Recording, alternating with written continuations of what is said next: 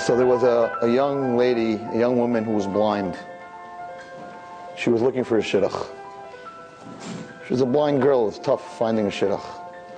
One day they set her up with this boy. He fell madly in love with her. And he married her. And he took very, very good care of her. One day they were listening to the radio and they heard that there's this one doctor in the United States that was able for blind people to do eye transplants. And she was so excited. She said to her husband, eye transplants. If I could get an eye transplant, I could see. I've never been able to see my whole life. It would be amazing. How do we go about it? And he researched it. And he got himself on a list. On a list, just like for a heart transplant, for an eye transplant, for his beautiful Chana, his beautiful wife. The problem was, they got an answer that there's a 20-year wait. They're 20 years away because there are very few people who donate their eyes. And she was very broken. 20 years? Okay. He saw that his wife was very, very broken. He heard that his wife was very broken. So a month later, he comes into the house and he says, Chanallah, it's a miracle. For whatever reason, they pushed us way up. You're next. They have found a donor for you. We're going to take you to that hospital. I'm going to get that eye transplant. Wow. She didn't ask how he did it. She didn't ask what he did. She's going to get eyes. So the day before the operation, they're sitting in the hospital in the room. And he turns to Chana and he says, Chana, I just have to tell you something that you don't know since we're married. That not only are you blind, I'm also blind. But I never wanted you to know that. I never wanted you to pity me.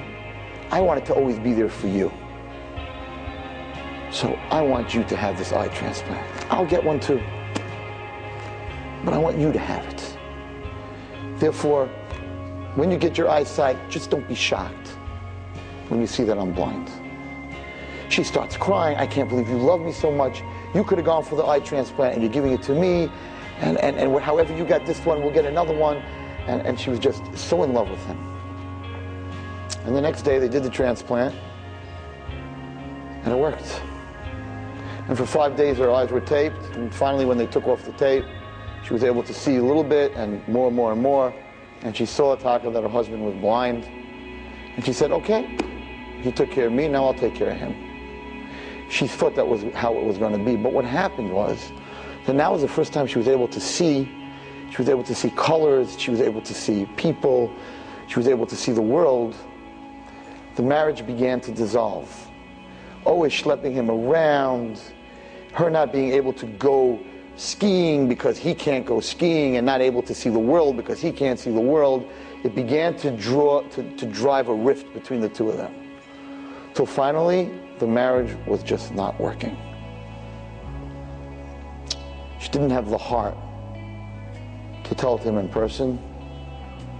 So she called him one day. She said, Chaim, it's just not working anymore. I can't live with you anymore. I want a divorce. Chaim was like, what? Yeah, Chaim, it's just not working. I need to be married to someone who can see. I want to go see the world. I want to do things that you can't do when you're blind. I want a different life. He says, I can't really say I understand, but I guess I understand and I respect you, and if that's what you want a divorce, we'll go to Beis Din, we'll get you a divorce, I'll pack up today, I'll get my stuff out of the house. And I guess, that's just the way, things are. She said, I'm really, really sorry. I really, really sort of love you, but whatever, it's just what I have to do for me. He said, no problem, I'll be out by tonight. So he packed up his stuff and he left. That night she came home, all the stuff was gone, and there on her bed was a letter that her husband had written. Dear Chana, I really, really love you, and I've always really loved you.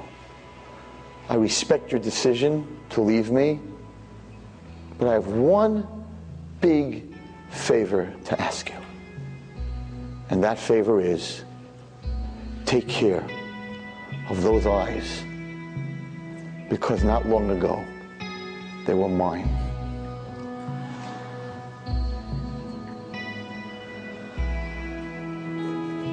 Yeah, there was no more 20-year wait, because he gave her his eyes. What a story. When I heard it, I was crying like a baby.